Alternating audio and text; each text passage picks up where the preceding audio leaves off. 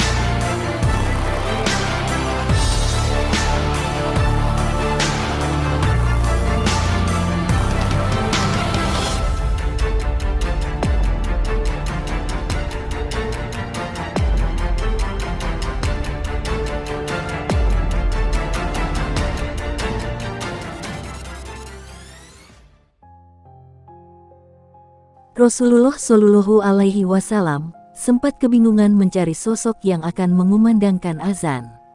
Rasulullah mencari-cari muazin untuk melantunkan azan yang pertama kalinya.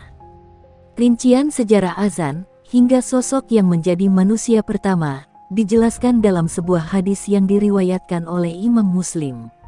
Suatu waktu, ketika kaum muslimin tiba di Madinah, mereka berkumpul sembari menunggu waktu sholat. Namun, tidak seorang pun di antara mereka yang bisa memberitahukan bahwa waktu sholat telah tiba. Sehingga pada suatu hari, mereka bermusyawarah untuk membahas persoalan tersebut. Sebagian sahabat mengusulkan agar menggunakan lonceng, sebagaimana yang digunakan oleh orang-orang Nasrani. Sebagian yang lain dengan tanduk, sebagaimana digunakan oleh orang-orang Yahudi dalam upacara keagamaan mereka. Namun, Umar bin Khattab berkata, alangkah baiknya kalian menjadikan seseorang yang bertugas untuk memanggil orang-orang sholat. Kemudian Rasulullah Shallallahu Alaihi Wasallam menyetujui usulan Umar dan bersabda, "Wahai Bilal, berdirilah serta panggillah manusia untuk mendirikan sholat." Hadits riwayat Muslim.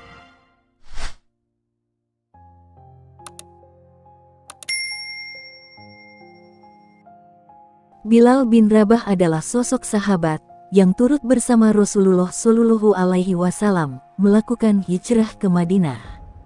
Ketika Masjid Nabawi selesai dibangun, Rasulullah Shallallahu Alaihi Wasallam mensyariatkan azan. Kemudian menunjuk Bilal untuk mengumandangkan azan. Alasannya, karena Bilal memiliki suara yang merdu. Lalu Bilal mengumandangkan azan dan menjadi muazin pertama dalam sejarah Islam. Dalam beberapa riwayat dijelaskan bahwa azan pertama kali dilafalkan pada tahun pertama hijrah. Sejak saat itu, azan berfungsi sebagai penanda masuknya waktu sholat bagi kaum muslimin. Biasanya setelah mengumandangkan azan, Bilal berdiri di depan pintu rumah Rasulullah Shallallahu Alaihi Wasallam seraya berseru hayya ala sholati, hayya ala sholati. Lalu, ketika Rasulullah Shallallahu Alaihi Wasallam keluar dari rumah dan Bilal melihat Rasulullah, Bilal segera melantunkan iqomat.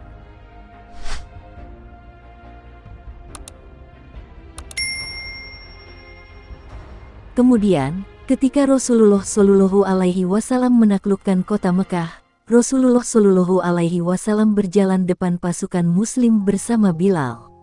Saat masuk ke Ka'bah, Rasulullah Shallallahu Alaihi Wasallam hanya ditemani oleh 3 sahabat, yaitu Utsman bin Talha, Usamah bin Zaid, dan Bilal bin Rabah. Sholat zuhur pun tiba, ribuan orang berkumpul di sekitar Rasulullah Shallallahu Alaihi Wasallam, termasuk orang-orang kafir Quraisy yang baru masuk Islam saat itu. Pada saat-saat yang sangat bersejarah itu, Rasulullah memanggil Bilal agar naik ke atap Ka'bah untuk mengumandangkan azan. Bilal melaksanakan perintah itu dengan senang hati, lalu mengumandangkan azan dengan suaranya yang bersih dan jelas. Azan itu adalah azan yang pertama dikumandangkan di Mekah. Bilal memang dikenal sebagai muazin pertama dalam Islam. Bilal bahkan tercatat sebagai muazin pertama yang mengumandangkan azan di 2 kota suci, yakni Madinah dan Makkah. Dari sini mungkin ada yang bertanya-tanya, mengapa bukan Rasulullah Shallallahu Alaihi Wasallam yang mengumandang azan? Rasulullah Shallallahu Alaihi Wasallam ternyata tidak pernah menuturkan azan sebagai penanda masuknya waktu sholat. Keterangan bahwa Rasulullah Shallallahu Alaihi Wasallam tidak pernah azan dijelaskan oleh para ulama fikih. Mereka menerangkan perihal keutamaan antara azan atau menjadi imam sholat. Imam An-Nawawi dalam kitab Al-Majmu' menjelaskan, Rasulullah Shallallahu Alaihi Wasallam lebih utama menjadi imam sholat dibandingkan melantunkan azan. Maka kemudian Khalifah Rasyidin juga mengutamakan menjadi imam, dan mereka tidak mengumandangkan azan. Imam Al-Baihaqi dari Umar bin Khattab yang menyatakan, seandainya saya berkesempatan untuk mengumandangkan azan saat menjadi khalifah, maka saya akan mengumandangkan azan. Mereka tidak mengumandangkan azan disebabkan mereka sibuk dengan urusan umat muslim yang tidak bisa digantikan dengan selain mereka. Maka, tidak ada waktu kosong untuk mengumandangkan azan. Adapun menjadi imam sholat berjamaah merupakan suatu keharusan bagi mereka. Sebenarnya, Rasulullah Shallallahu Alaihi Wasallam pernah mengumandangkan azan di telinga cucunya, Hasan dan Hussein, saat dilahirkan. Hal ini sebagaimana diceritakan oleh Ubaidillah dari bapaknya. Dia berkata, saya melihat Rasulullah Shallallahu Alaihi Wasallam mengazani Hasan bin Ali ketika dilahirkan oleh Fatimah, sama seperti azan untuk sholat. Hadits riwayat Tirmidzi. Mungkin saja di antara kita ada yang penasaran, bagaimana jika seandainya Rasulullah Shallallahu Alaihi Wasallam melantunkan azan, apa yang akan terjadi?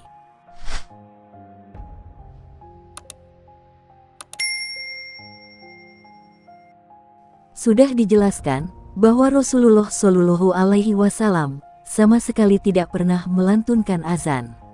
Ulama fikih pun telah merumuskan hikmah-hikmah di balik Rasulullah Shallallahu Alaihi Wasallam tidak mengumandangkan azan untuk sholat semasa hidupnya. Jika Rasulullah Shallallahu Alaihi Wasallam mengumandangkan azan, maka dikhawatirkan orang yang tidak langsung menjawab seruan Rasulullah Shallallahu Alaihi Wasallam. Maksudnya orang-orang yang tidak segera bergegas ke masjid untuk melaksanakan ibadah sholat. Kekhawatiran itu bahwa dijelaskan dalam Al-Quran.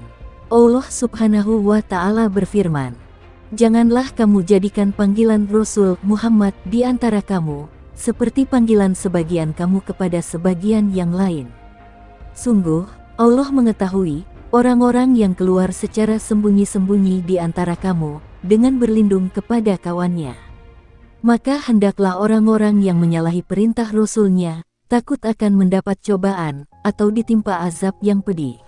Quran Surat An-Nur, ayat 63. Di dalam kitab Mawahibul Jalil mengatakan bahwa Rasulullah Shallallahu Alaihi Wasallam tidak melantunkan azan masuknya waktu sholat. Karena jika Rasulullah Shallallahu Alaihi Wasallam menyatakan, hayya ala sholah, dan umat Islam tidak segera melaksanakan, maka mereka pun akan disiksa. Kedua, Rasulullah Shallallahu Alaihi Wasallam tidak melantunkan azan karena beliau adalah Rasul. Maka, tidak boleh bersaksi atas dirinya sendiri, yakni mengucapkan asyhadu anna Muhammadur Rasulullah sebagai salah satu lafaz dalam azan. Alasan ketiga, jika Rasulullah Shallallahu Alaihi Wasallam mengumandangkan azan dan sampai pada lafaz asyhadu anna Muhammadar Rasulullah, maka seakan ada pemahaman bahwa ada nabi selain dirinya.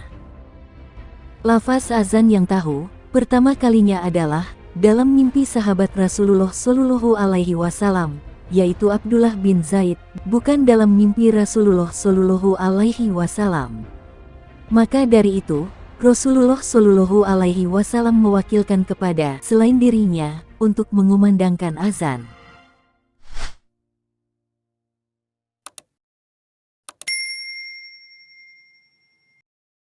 Dalam sebuah riwayat juga dijelaskan bahwa pada saat Abdullah bin Syahid menceritakan mimpinya mengenai lapal-lapal azan itu kepada Rasulullah Shallallahu Alaihi Wasallam, sahabat Umar bin Khattab pun mengakui hal yang sama. Beliau juga telah bermimpi dengan mimpi yang serupa dengan Abdullah bin Zaid. Setelah itu, Rasulullah Shallallahu Alaihi Wasallam berseru sembari memuji Allah Subhanahu wa Ta'ala sebagai bentuk kegembiraan beliau dengan berita tersebut. Alasan mengapa Rasulullah Shallallahu Alaihi Wasallam tidak mengumandangkan azan, karena kesibukan dan sempitnya waktu beliau untuk bisa mengumandangkan azan sholat. Hal ini juga terjadi di zaman sekarang, di mana tiap-tiap pemimpin di sebuah wilayah memandatkan muazin untuk bertugas melantunkan azan ketika memasuki waktu sholat. Sebab inilah yang dicontohkan oleh Rasulullah Shallallahu Alaihi Wasallam dan para khalifah terdahulu. Sahabat Islam, jika Rasulullah Shallallahu Alaihi Wasallam turut melantunkan azan sebagai panggilan ibadah sholat, dikhawatirkan umatnya mengabaikan seruan sholat yang dikumandangkan atau dilantunkan langsung oleh Rasulullah Shallallahu Alaihi Wasallam. Sebagaimana kondisi umat Islam sekarang, ketika azan berkumandang, sebagian orang malah lebih memilih tidur dibanding bergegas untuk melaksanakan sholat. Itulah alasan kenapa Rasulullah Shallallahu Alaihi Wasallam tidak mengumandangkan azan. Wallahu a'lam bishawab.